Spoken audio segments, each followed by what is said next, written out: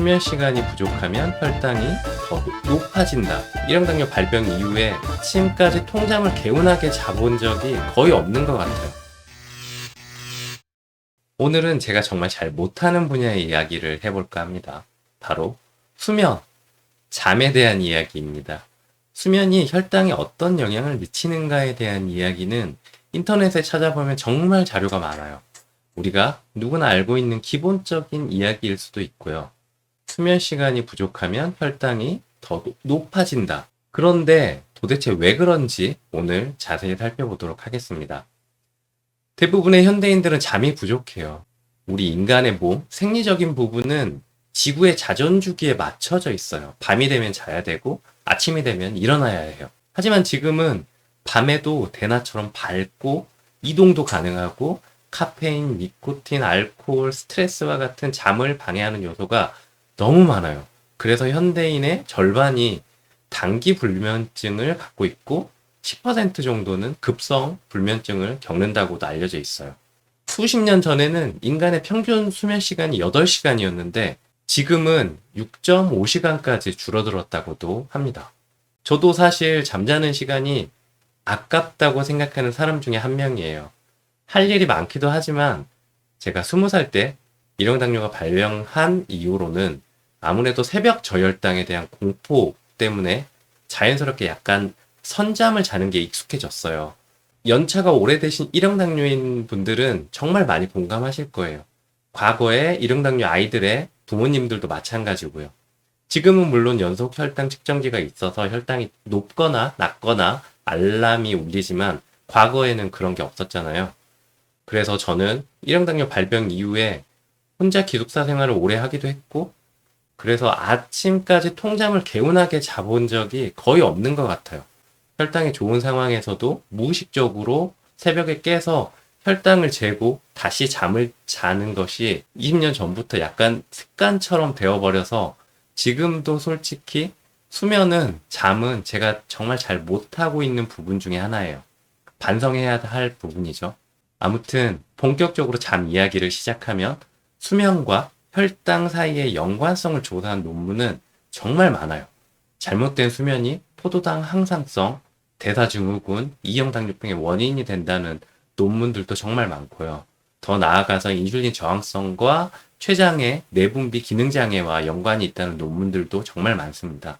너무 많아서 하나하나 소개하기는 힘들고 포도당 대사, 내분비계 호르몬의 변화의 메커니즘에 대해서 3가지 정도로 요약해서 제가 설명드릴게요. 우리 뇌는 수면 중에도 포도당을 계속 사용하지만 다른 조직들은 포도당에 대한 전반적인 수요가 수면 중에 감소합니다. 그래서 수면 중에는 에너지 소비가 15%에서 35%까지 감소하고 우리가 음식 섭취를 하지 않기 때문에 간에서 글리코겐 분해와 포도당 신생합성 과정을 통해서 소량의 포도당을 만들어서 우리 몸이 유지하는 데 도움을 줘요. 자연스럽게 인슐린 분비도 감소하고 각종 호르몬 수치들도 낮아지는 것이 수면 중에 너무 일반적인 대사 과정이고 내분비계 호르몬의 메커니즘입니다. 자, 그러면 수면이 부족하면 어떤 현상이 일어날까요? 첫 번째, 수면이 부족하면 HPA, 시상하부 뇌하수체 부신, HPA 축과 자율신경계에 이상이 생겨요.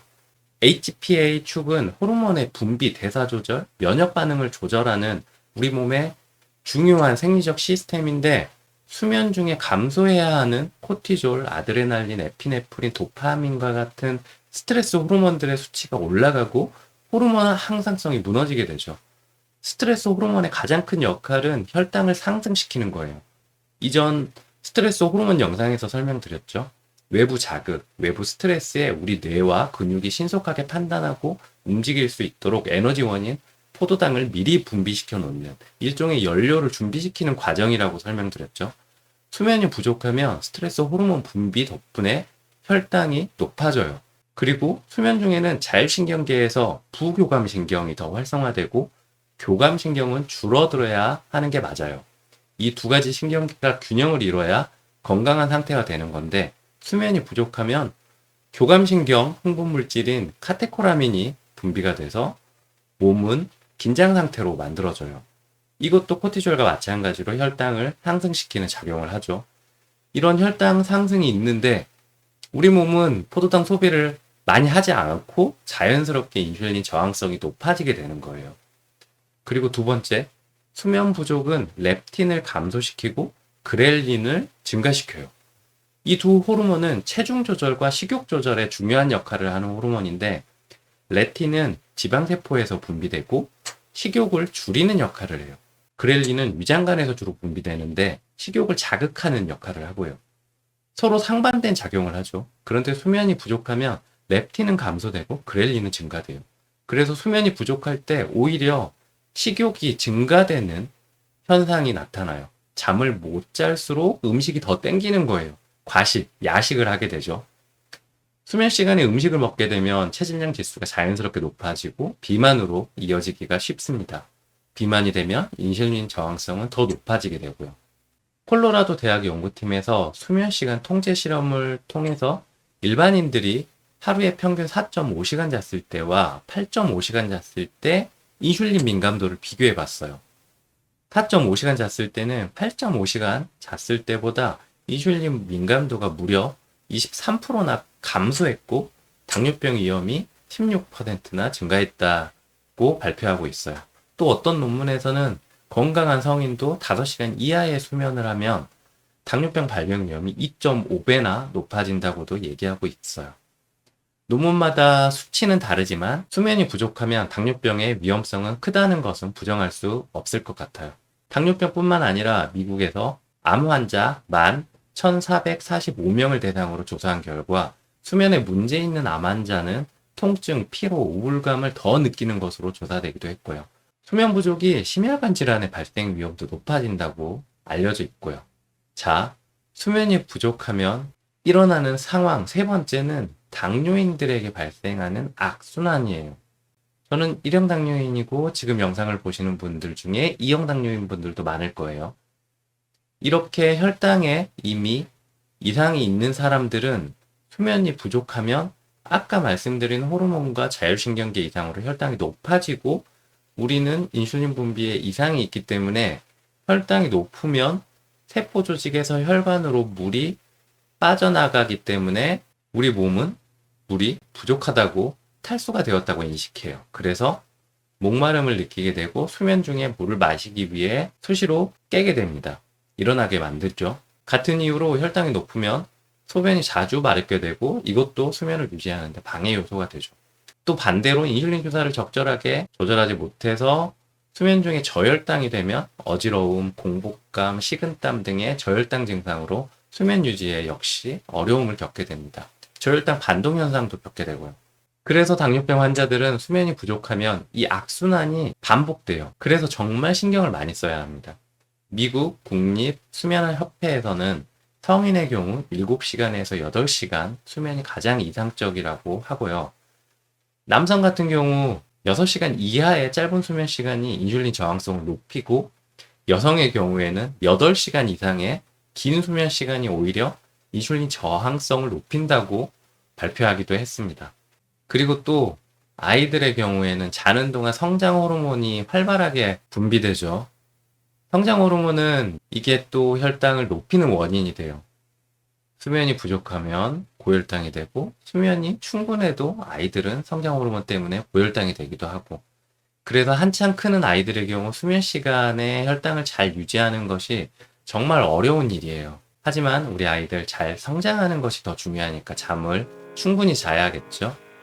자, 그렇다면 우리가 충분한 수면을 취하려면 어떻게 해야 할까요? 너무 당연한 이야기지만 첫째, 매일 규칙적인 시간에 잠자리에 들어가고 일어나야 돼요. 둘째, 잠을 자기에 쾌적한 환경을 만들어야 돼요. 암막 커튼도 괜찮고 너무 덥거나 춥지 않게 온도도 잘 유지하고 셋째, 취침 전에 카페인, 술, 담배를 가능한 피해요. 넷째, 취침 전 휴대폰이나 TV, 책 읽기를 피해요. 다섯째, 취침 전에 과도한 운동을 하지 않아요. 여섯째, 취침 전에 차갑거나 뜨거운 물이 아닌 적당한 온도로 샤워를 해요. 일곱째, 낮잠은 되도록 자지 않아요.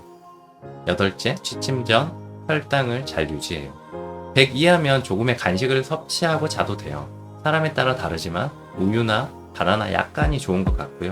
네, 오늘은 수면에 대한, 잠에 대한 이야기를 나눠봤습니다. 혈당 관리에 있어서 수면 너무 중요해요. 제 경우에도 잠을 잘 못 잔 다음 날은 25% 정도 인슐린이 더 필요한 것 같아요. 제가 최근에 미국 출장을 갔을 때 3박 5일 동안 잠을 거의 못 잤거든요. 그때는 평소보다 2배에서 3배 정도의 인슐린을 사용했는데도 TIR 70에서 180의 혈당이 50% 정도밖에 유지하지 못했어요. 수면 정말 중요하죠. 저도 평균적으로 한 5시간? 6시간 정도밖에 못 자는데 중간에도 꼭 깨고요. 이 영상 찍은 기회로 의식적으로라도 7시간 이상 잠을 자는 습관을 앞으로 가져보도록 하겠습니다. 노력하겠습니다. 그럼 오늘도 좋은 하루 보내시고요. 모두 잠 잘 주무시고 자는 동안 평탄한 혈당 유지하시고요. 공부에서 남주는 24년차 1형 당뇨인 당뇨씨였습니다. 그럼 다음에 만나요. 안녕.